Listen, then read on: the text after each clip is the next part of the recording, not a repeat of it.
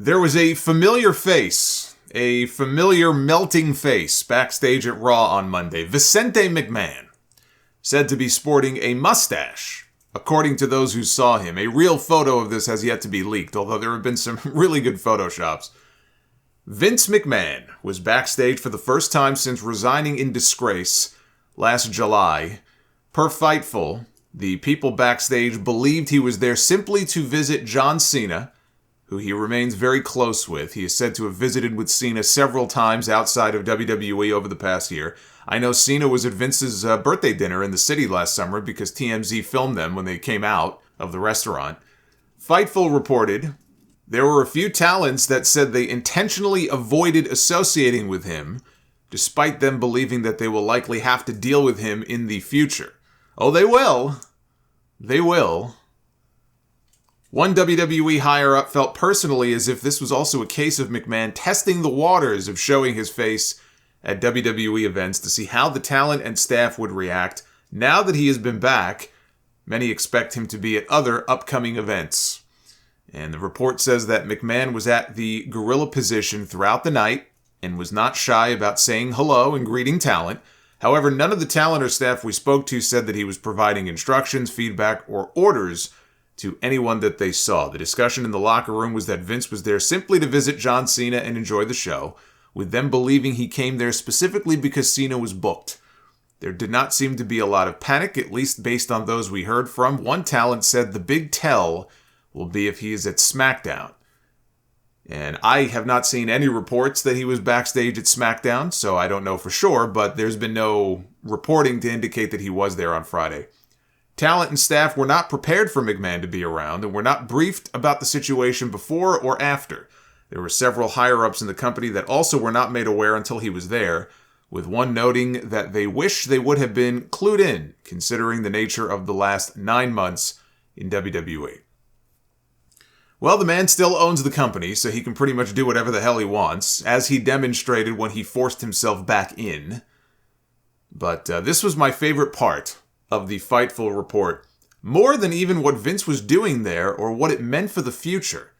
His appearance was heavily discussed. One person in WWE who has known Vince for 20 years said that it was more drastic and more of a shock than him getting his head shaved at WrestleMania. There have been numerous fake photos on social media circulating of Vince's new look. Thus far, no real ones have emerged. He was seen sporting a mustache backstage, but not just any mustache, a creepy little mustache. As amusing as this all is, let us not forget, the man spent $20 million that we know of in hush money to various women and had them sign non-disclosure agreements. And at least some of that money was not reported properly, was not reported at all, when it was supposed to be, which got the company in hot water with federal prosecutors and the SEC. All because he couldn't keep it in his pants. That's to say nothing of the fact that he should have stepped down from creative years ago. So when we start hearing stories about Vince McMahon showing up backstage 3 weeks before WrestleMania, there's good reason to be concerned. He wasn't just there to visit with John Cena, he was sitting in Gorilla all night. That's how it starts. Yes, that's exactly as one person who was back there said. It felt like he was testing the waters. You don't think he had an ulterior motive? I'm sure he did visit with Cena. You think that's the only reason he showed up there? This is not going to be the last time we hear about something like this. I don't care if he's back there with a porn stash, a mohawk, and a Cody Rhodes tattoo on his neck. If Vince McMahon is sniffing around, that cannot lead to anything good. But I got one more Vince McMahon story for this. It is more lighthearted, but another Vince story. This one is kind of humorous when you try to picture this conversation in your head.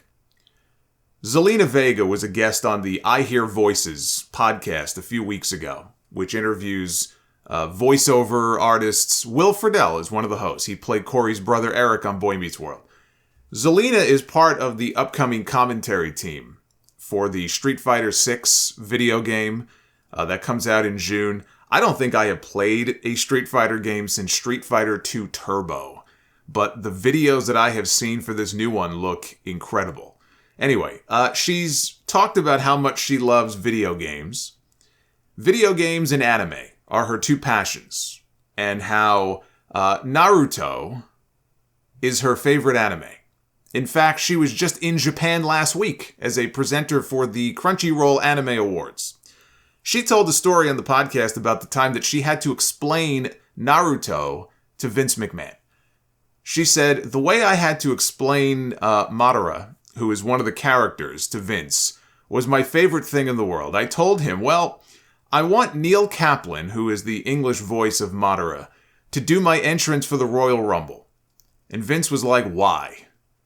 Well, he's the voice of Madara Uchiha. And he said, who's that? I was like, okay. Do you know what Crunchyroll is? He's like, yes, yes, a sushi. I said, no. Roll it back in here. So Crunchyroll is like the Netflix of anime. And he's like, okay, I get that. So Naruto is like the WWE of anime. He's like, okay, I like Naruto. This is good. And she said, Madara is kind of like what Paul Heyman is to Roman. And then he was like, okay, we need it. I love that at first mention of Crunchyroll, he thought of sushi. I can imagine her thinking, oh boy, I've got to really explain this to him in a way that he's going to understand. But it was smart of her to break it down to him the way that she did. You gotta talk to the guy in his own language. But that's where the all hail soundbite came from at the start of her old Queen Zelina entrance music. And now they went and gave it to Charlotte Flair. Now she has it for her entrance every time she comes out. She stole Neil Kaplan's voice away from Zelina Vega. But I would like to think that Vince spent the last 7 months sitting at home watching anime until he just finally snapped and forced himself back onto the board. He just couldn't take it anymore.